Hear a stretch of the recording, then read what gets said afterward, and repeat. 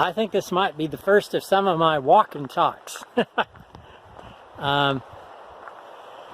Where I can just share some experiences and insights from whatever life I've had that might be worth passing on to others. And the first one I thought I'd talk about is what it's like to almost die drowning. And specifically, I'm going to talk about my first experience almost drowning, because it's actually happened a few times. 1, 2, 3 at least. There might be a fourth one in there. Anyway, this one, what's it like to almost drown? So when I grew up in Sacramento, we had a swimming pool.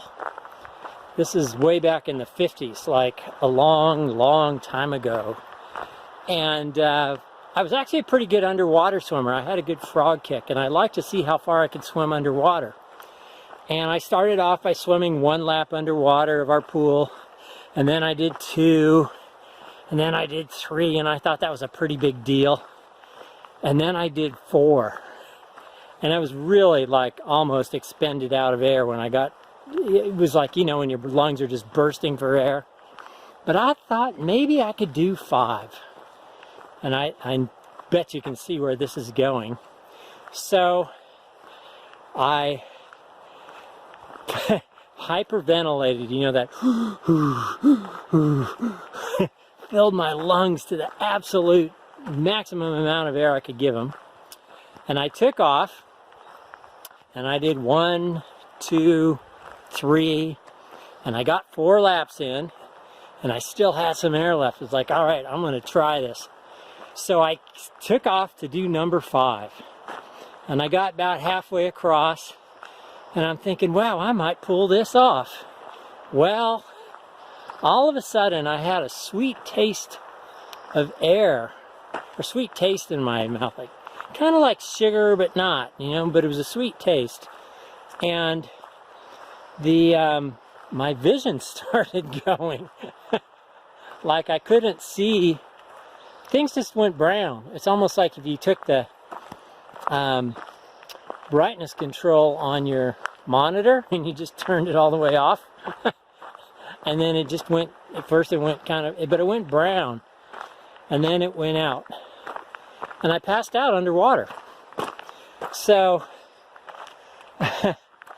obviously, something happened to get me out of there. It wasn't me. My brother, I was like 7 at the time, maybe 6, 5.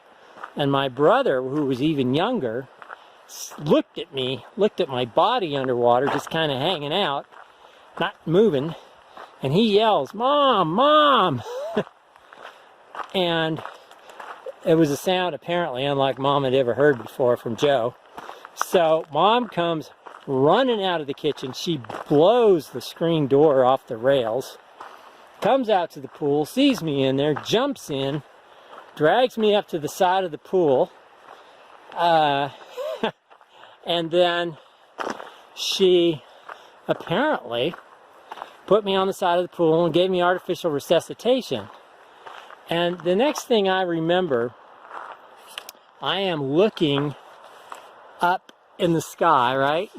Like up. And there's green everywhere. Like bright. Like you know when they do those movies about heaven and everything's kind of all white and there's glowy and almost like the background of there. Flary and ethereal. There's the word I'm looking for. It was ethereal.